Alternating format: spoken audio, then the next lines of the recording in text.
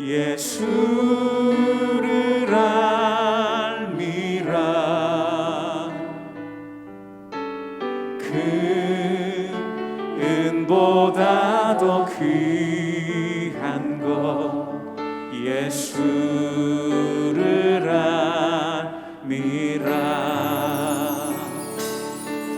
세상 지식보다 귀한 것 예수를 알미라.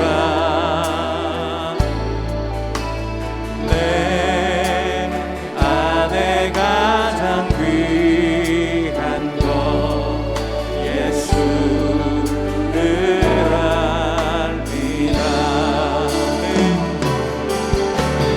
예수의 이름 존귀한 그 이름 예수의 이름 능력의 그 이름.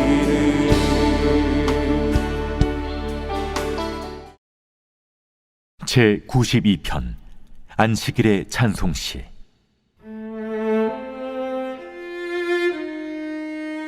지존자여, 시편금과 비파와 수금으로 여호와께 감사하며 주의 이름을 찬양하고 아침마다 주의 인자하심을 알리며 밤마다 주의 성실하심을 베품이 좋으니이다.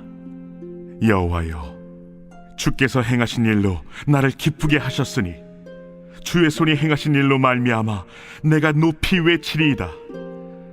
여호와여, 주께서 행하신 일이 어찌 그리 크신지요. 주의 생각이 매우 깊으시니이다.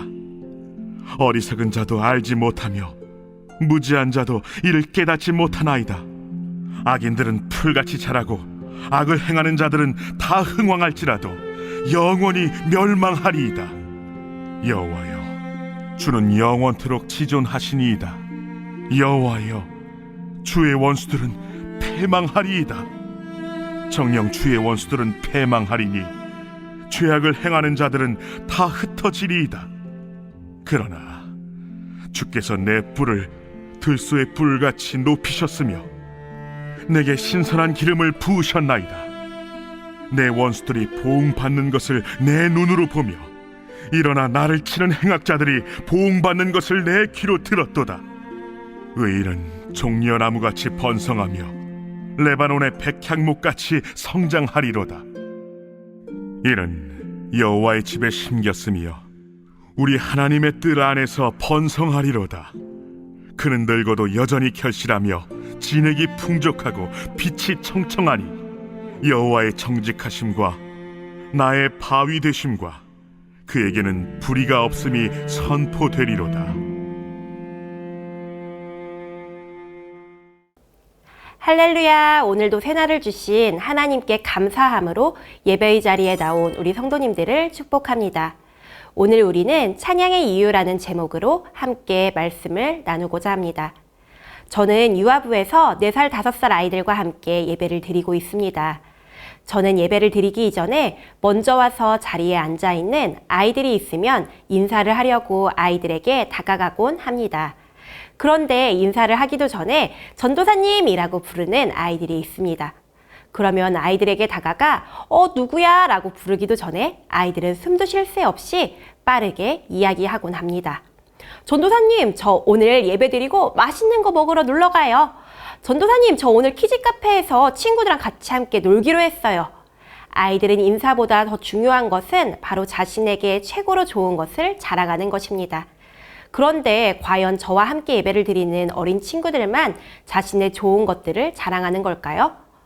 우리의 SNS나 카카오톡 프로필 사진을 보다 보면 사람들이 슬프고 힘든 이야기를 하는 사람들보다 좋은 곳에 다녀와서는 여기 너무 좋았어 라고 사진을 올리곤 합니다. 또 손자, 손녀가 있는 할머니, 할아버지들은 귀여운 자녀들의 사진을 올려놓으며 우리 자녀 이렇게 이뻐 라고 보여주고자 사진을 올리곤 합니다. 사람들은 어린아이나 어른이나 할 것 없이 자신들에게 가장 좋은 것들을 주변 사람들에게 보여주며 자랑하고자 합니다. 그런데 오늘 하나님의 말씀을 보니 우리가 반드시 자랑해야 된다라고 말씀하고 있습니다. 우리는 무엇을 자랑해야 되며 왜 우리가 자랑해야 되는 걸까요? 말씀을 통해 함께 나눠보길 원합니다. 성경책의 가장 많은 페이지를 차지하고 있는 시편은 보통 주님을 찬양하자라는 권유나 주님을 찬양하라라는 명령들로 기록되어 있습니다.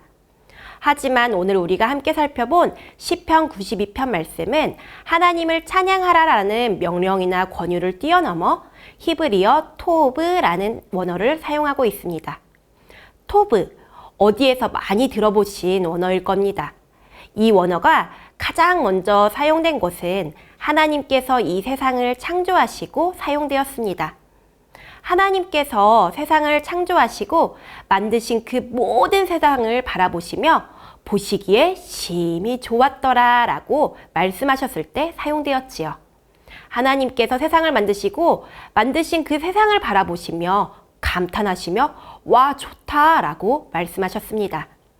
이 모습은 마치 우리가 여행을 가서 아주 드넓은 자연을 바라보며 그 위대함을 어떤 말로도 표현할 수 없어 와 좋다라는 감탄밖에 할 수 없는 것처럼 좋다라고 말하는 것이 바로 토브입니다.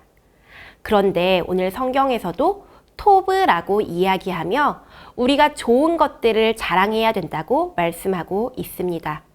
저자는 과연 무엇이 좋다고 고백하는 걸까요? 8절을 보면 저자는 이렇게 고백하고 있습니다. 여호와여 주는 영원토록 지존하시니이다. 저자가 좋다고 고백하는 분은 바로 영원토록 변함없으신 지존하신 하나님이십니다. 지존하다는 것은 영화롭고 탁월하며 위엄이 있는 존재를 가리키는 말로 오직 여호와 하나님 한 분께만 사용되어지는 단어입니다. 저자는 하나님이 어떠한 분이신지 알며 자랑하고 있는 것이지요. 저자가 알고 있는 지존하신 하나님은 어떤 분이실까요? 4절, 5절을 보면 여호와여 주께서 행하신 일로 나를 기쁘게 하셨으니 주의 손이 행하신 일로 말미암아 내가 높이 외치리이다. 여호와여 주께서 행하신 일이 어찌 그리 크신지요. 주의 생각이 매우 깊으시니이다. 라고 기록하고 있습니다. 저자는 주께서 행하신 일, 주의 손이 행하신 일, 주께서 행하신 일이라고 짧은 구절에서 3번이나 하나님께서 하신 일들을 강조하며 너무나 좋다고 고백하고 있습니다. 하나님께서 우리에게 행하신 그 좋은 일들이 무엇일까요? 하나님께서 구약의 선조들에게 행하셨던 일들, 이스라엘 백성들이 기억하고 있는 일들은 아마 이러한 것이지 않을까요? 흑암이 가득했던 이 세상에 하나님은 말씀으로 모든 것을 창조하셨습니다. 그리고 사랑의 마음으로 인간을 창조하셨습니다. 그뿐 아니라 애굽에서 노예로 살던 이스라엘 백성들의 신음소리를 듣고 출애굽 시켜주셨습니다. 출애굽을 하는 과정에 하나님은 낮에는 구름기둥과 밤에는 불기둥으로 인도하시고 만나와 메추라기로 먹이셨습니다. 그뿐 아니라 이스라엘 백성들의 앞을 가로막고 있던 홍해를 가르시며 그들을 약속의 땅으로 인도해 주셨습니다. 저자는 바로 이렇게 위대한 일들을 행하신 하나님을 알고 예배하기에 하나님을 자랑함이 아주 마땅하도다 라고 고백하고 있습니다. 그리고 자신이 알고 있는 하나님을 자랑하는 것이 너무나 좋다고 고백하고 있습니다. 저자는 하나님께서 이 세상을 창조하시고 우리를 구원하신 모든 일들이 하나님의 통치 아래 있음을 고백하며 하나님께서 하신 모든 일들에 대한 고백을 찬양하고 있습니다. 그리고 하나님의 위대하신 능력과 지혜를 자랑하고 있습니다. 하나님께서 하시는 그 모든 일들은 하나님의 피조물인 인간이 헤아릴 수 없을 정도로 아주 위대하신 분이십니다. 우리는 하나님께서 이 세상을 창조하시고 다스리시는 그 사랑과 방법들을 아무리 생각하려고 해도 헤아릴 수 없고 깨닫기 부족한 존재입니다. 하지만 그 깊고 크신 하나님의 생각을 헤아리고 깨닫지 못함에도 불구하고 그 뜻을 알고 있다고 착각하는 자들이 많이 있습니다. 그런 자들에 대해서 6절, 7절을 보면 이렇게 말씀하고 있습니다. 어리석은 자도 알지 못하며 무지한 자도 이를 깨닫지 못하나이다. 악인들은 풀같이 자라고 악을 행하는 자들은 다 흥왕할지라도 영원히 멸망하리이다. 저자는 하나님의 지혜를 알지 못하고 깨닫지 못한 자들을 어리석은 자, 무지한 자, 악인이라고 부르고 있습니다. 그런데 그들이 어떻게 된다고 말씀하고 있나요? 풀과 같다고 말씀하고 있습니다. 풀은 순식간에 싹을 틔우고 한순간 꽃을 피워내곤 합니다. 그런데 한순간 모두 메말라 죽고 맙니다.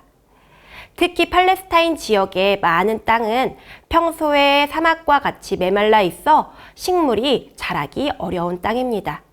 하지만 한번 비가 내리면 식물들이 싹을 틔우며 무섭게 자라나 온 땅을 뒤덮습니다.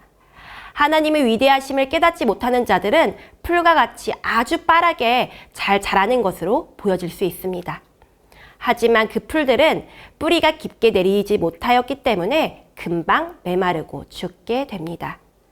바로 악인들의 삶이 풀과 같이 무성하게 자라나는 것 같아 보일지라도 결과는 쉽게 멸망하게 되는데 그 멸망도 영원하다고 성경은 분명히 말씀하고 있습니다. 하지만 하나님은 어떠한 분이신가요? 앞에서 우리가 함께 보았듯이 영원하고 지존하신 분이십니다. 그렇다면 그분의 위대하심을 알고 자랑하는 자들의 모습은 어떤 삶이 되어야 할까요?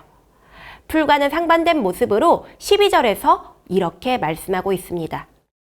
의인은 종려나무같이 번성하며 레바논의 백향목같이 성장하리로다. 의인은 한때에 온 땅을 덮으며 무섭게 자라나는 풀과 상반된 모습으로 삶을 살아갑니다.